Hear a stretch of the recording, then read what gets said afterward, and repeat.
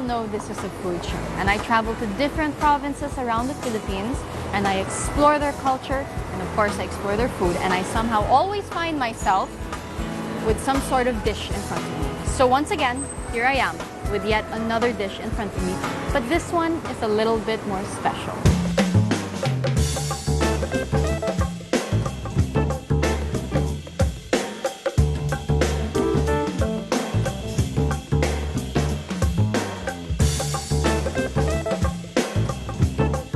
And a lot of vegetables for have nice flavor, a good mix of everything.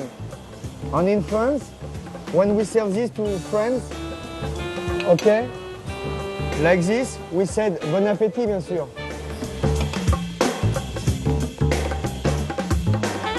Now this dish was prepared by a French master chef, which the Sofitel flew in from France, and his name is Matthieu Garrel. Now this is a pan-seared foie gras on top of a saffron seafood sauce with lots of mixed vegetables, and I have to say, it does smell very good. And it's rather interesting because you don't typically see foie gras paired with seafood, but they say that this is sort of a testament of the chef's personality. He's very playful and he likes to do things out of the ordinary. Let's give it a try.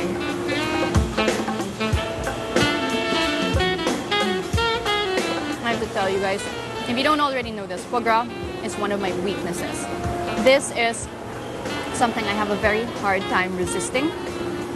I love how creamy, soft, and buttery it is. It's very decadent.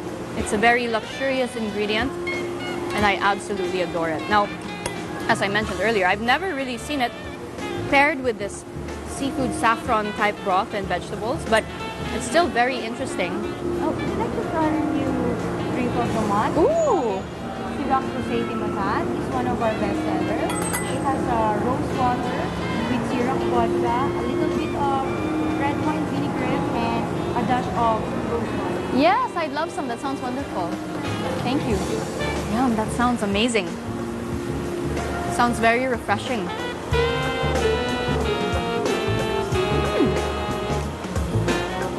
As I was saying, foie gras is a very decadent and rich ingredient. So actually, the fact that it's paired with something light,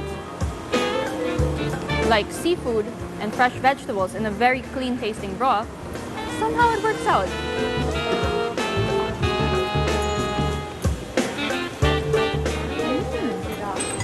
Rosé de Matan. Thank you. Thank you. This looks beautiful. I love that color.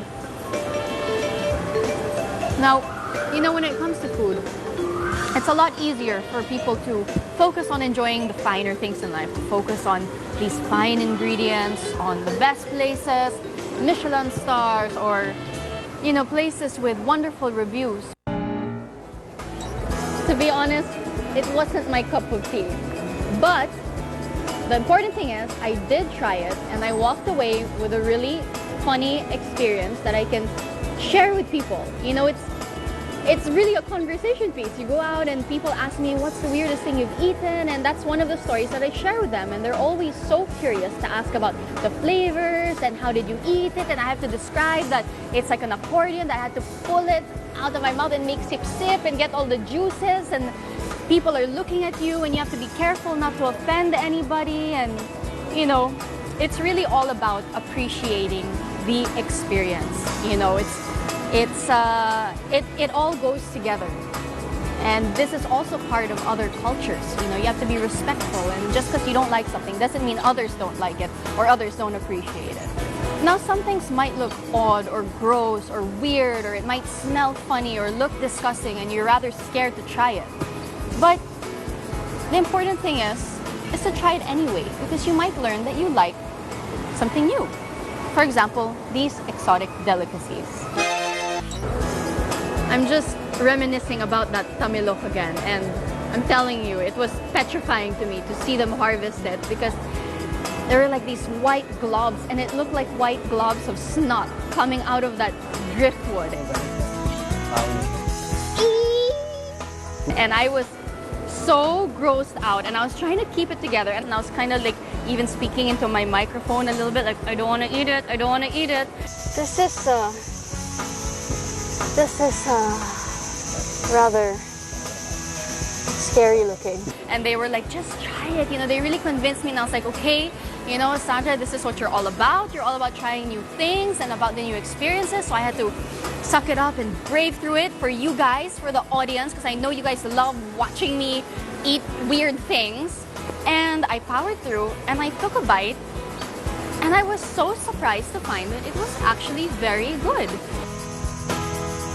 Tastes exactly like an oyster, a lot softer. And it's not that bad. What I like about it is there's nothing that pops and bursts because they cleaned it so well. So it was actually very surprising. It was actually more pleasant than an oyster for first time, as a lot of people are scared to try oysters.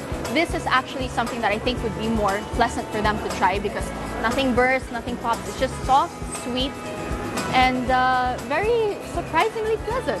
Dagan. Ikaw din. Oo eh.